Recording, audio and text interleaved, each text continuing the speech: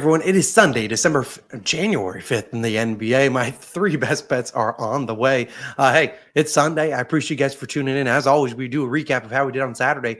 Another winning day for us, 2-1. We'll certainly take that. But Tyler Hero's over 5.5 assists. He got six, despite them losing by 36 points. He had five at halftime. I was just begging for that sixth assist, and he came through. We had that parlay. Cade, Brunson, and Cat to each score 20 points. I mean, man, what a missed opportunity for us. We could have taken them all for 25, all for 30 plus, and we were two Brunson points away from getting all the 35 plus points. I mean, not a much easier parlay that you could have cooked up yesterday. An easy plus 123 winner. Our only loser, Devin Booker, over 30.5 points plus assists. He ends with 29, finishes just a bucket short.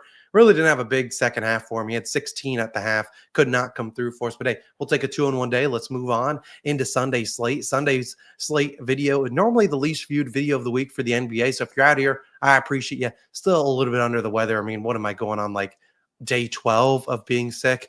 It's tough, but hey, we're going to move on. I do want to note NFL Sunday best bets video was posted before this one. There's a reason this video is a little bit delayed. I wanted to work on that. Obviously, the NFL starts at 1 p.m. Eastern time. Go check it out. We're on a 9-1 run in the NFL. I know it's the end of the NFL regular season. I found a couple picks that I really like, including a plus 800 play. I encourage you to check it out. I'll link it down below at the top of the description, and I'll try to put it in the pinned comment as well as at the end of this video. But if you're an NBA guy, you're here for some NBA picks. Let's dive in. The first pick we're going to dive into is Austin Reeves over 17.5 points, minus 115 on Bet365. I would play this at 18.5 as well. If you want to sprinkle him up to 25 plus points, I don't hate that either. Reeves, obviously great first name, but we've been backing him the last few days, whether it's been his assists. A lot of people have been on rebounds plus assists. I didn't back him in the last few games, though, for assists, but we backed him on Christmas Day and backed him again against who? Who did he play? The Cavaliers. We took his over and assist in that game. Now, I like the points a lot better in this matchup against the Houston Rockets. Now, let's talk about this matchup. Houston Rockets, obviously a very good defensive team. What they're really good at limiting is spot-up shooting. We've talked about that before. The Houston Rockets allow the fewest assists per game and the fewest catch-and-shoot threes in the NBA. So, again, we're talking about the Rockets. Where do they give up points? Is your dominant ball usage, guys. And Reeves has become kind of that for this LA Lakers team. And you look at Reeves, we're going back to Props Madness, and hopefully you guys enjoy us kind of diving into the games and why I picked the plays. Normally, I put the little facts up on the screen.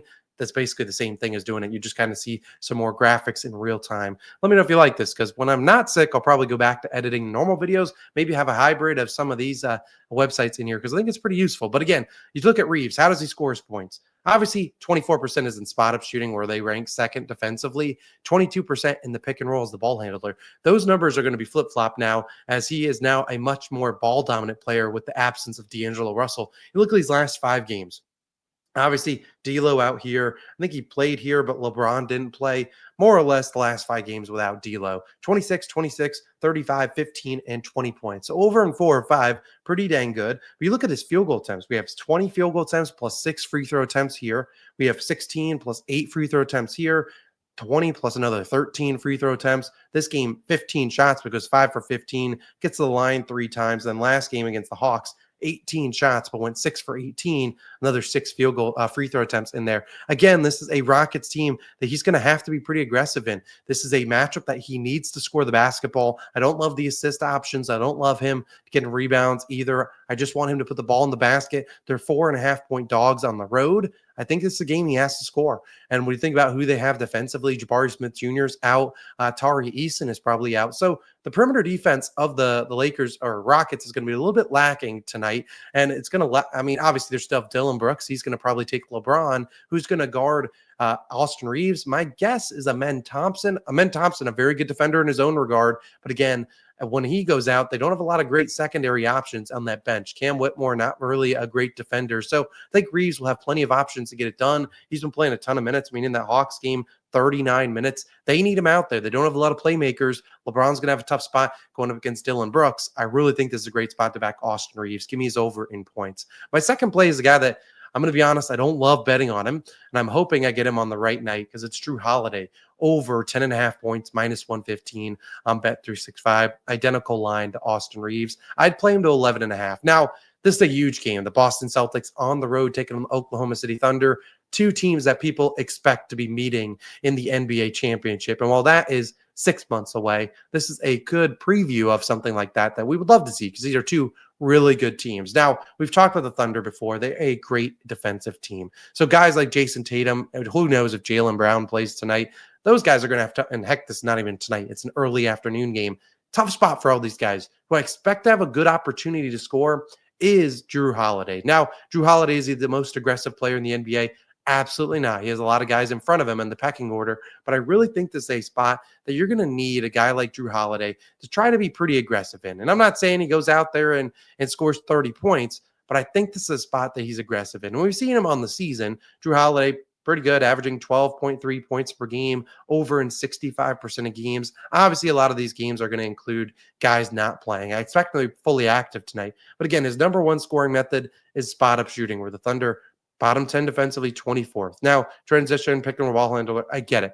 But again, those kind of, I feel like, impact guys more like Jaylen Brown. How does he score? His top two methods, they're terrible against them. And Jason Tatum, again, tough spot for those two guys to score. Instead, I expect this game to be very similar to this Thunder and Knicks matchup. Obviously, the Knicks lost the game by 10, but you look at their whole starting lineup. Every single starter, 15 plus points, including Josh Hart. He had 19 points, got 15 shots. Again, Jrue Holiday, is he the most aggressive guy in the world? No, but I think this is a spot where he's going to be left open to score the basketball. We saw last year in this matchup, head-to-head, 7 points on 2 of 8 shooting, and then this game, he scored 12 points on 9 shots. They won by 35. This one, they lost by 4. But in both of those games, Kristaps Porzingis had nuclear games. In fact, I'll pull his numbers back up. Kristaps absolutely went nuclear against the Thunder. 34 points on 12 of 18, 27 on 11 of 14. I expect a lot of people to go in and hammer Kristaps over in points. And I get it. I don't blame you for doing that. However, I think their defense is much better, especially against centers, than it was last year. And you can kind of see that against a guy like Karl-Anthony Towns. Karl-Anthony Towns, how did he do? 42 minutes, only 13 shots, 17 points. He didn't even attempt a single three-pointer. Now, obviously, I expect Kristaps to attempt more threes than that. But again, they are very tight on those centers from shooting the three-point line, whereas they weren't like that last year with Chet Holmgren playing center. They've kind of switched up that defense. So again, I think Jrue Holiday gets the worst defender on him every single possession, and that might be SGA. And I think he can use his body on SGA, but kind of punish him down low in the post. And I don't think that the Thunder are coming to help on SGA if that's the Jrue matchup. They're not going to help. They're going to let him go ISO because they don't want to leave Tatum, Jaylen Brown, Derek White, Kristaps Porzingis, Peyton Pritchard, those guys wide open from three. So again, I really like the spot for Jrue Holiday. I think the volume's there where we see him get, 8 to 10 shots. And I really think if you see when he gets 8 field goal attempts or more, over in 73% of games, last year over in 79%. So again, I really feel like this is a spot we get 8 to 10, maybe even more field goal attempts for Jrue Holiday. Let's just hope he makes them. I really like this spot for him. And then my final play of the day is going to be one that's not going to be a popular play, and I understand it, but I really see an edge on this one.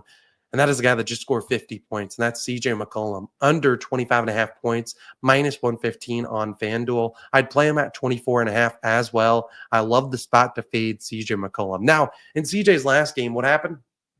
Well, played the Wizards, scored 50 points. Yes, he absolutely torched them, 50 points. Who does he play today? The Wizards once again. So I think it's a good spot to fade him. Now, like I said, 50 points in that most recent game, 10 of 16 from 3, 18 of 27 overall. Torched them.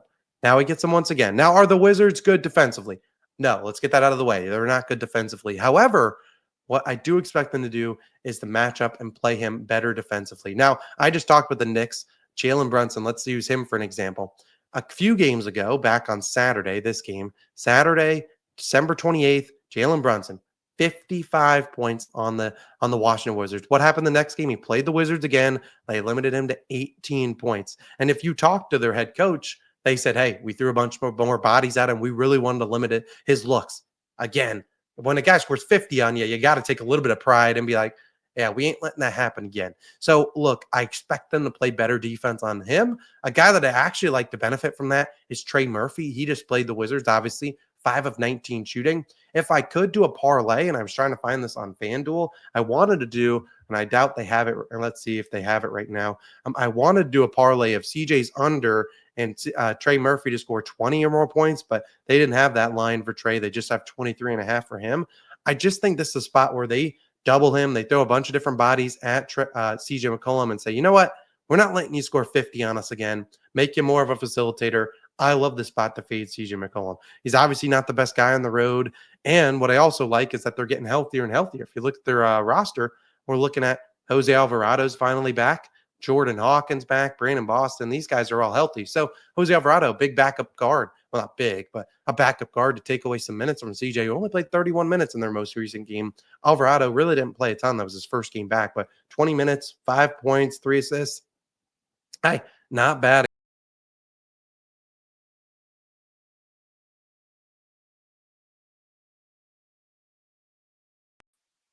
Did not mean to do that. But again, sorry about that. But either way, I really like CJ McCollum's under. I think it's a great spot to back his under here. So I want to take his under at 25.5 points. I think it's a really good spot. Is it the best matchup for him? Is it the worst matchup for him? No, the Wizards are bad. But again, this is an inflated line after the last game. It was 21.5. Now you bumped it up 4, given he dropped 50. I think they play better defense on him. A guy I meant to note is that the Wizards could see the return of Bilal Coulibaly.